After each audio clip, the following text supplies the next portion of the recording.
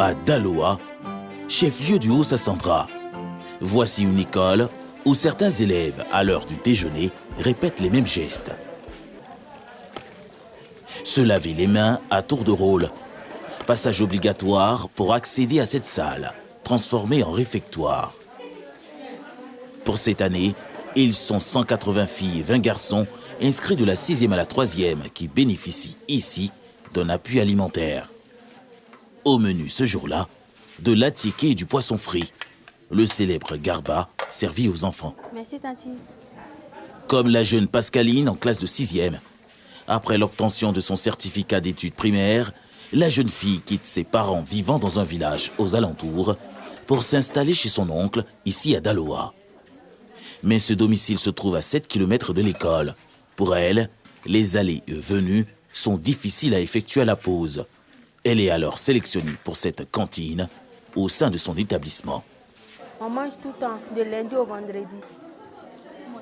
On mange riz, attiéké, pain et puis haricot, des fois spaghetti et pain. Ça m'arrange très bien parce que je vais manger, je ne veux pas aller ailleurs pour aller manger. Je suis obligée de rester ici et le soir je m'en vais à la maison. Tous ces enfants font partie d'un vaste projet débuté en 2021 et qui cible les jeunes filles et femmes à risque.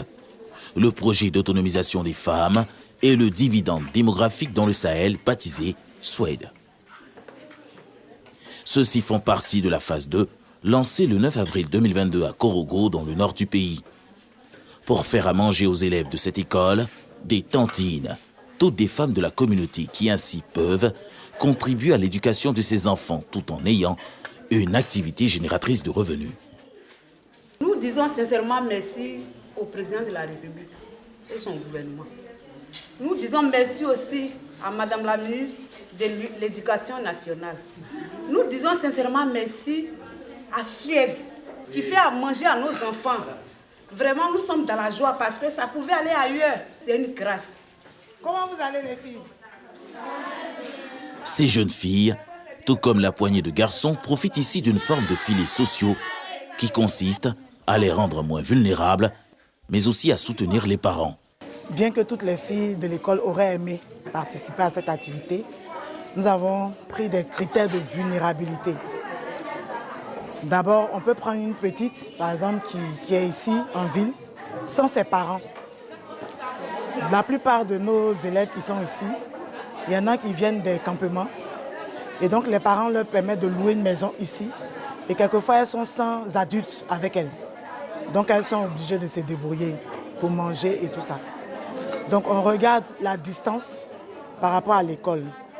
On regarde aussi le fait que ça peut être un enfant qui est orphelin.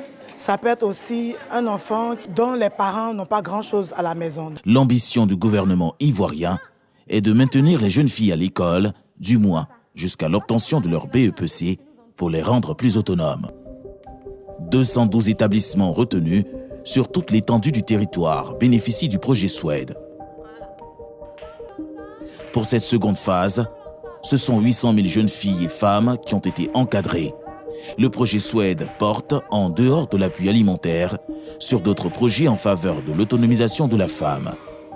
Ce sont entre autres la santé reproductive, maternelle, infantile, néonatale et nutritionnelle. Ce programme soutenu par la Banque mondiale couvre 9 pays d'Afrique de l'Ouest et du Centre.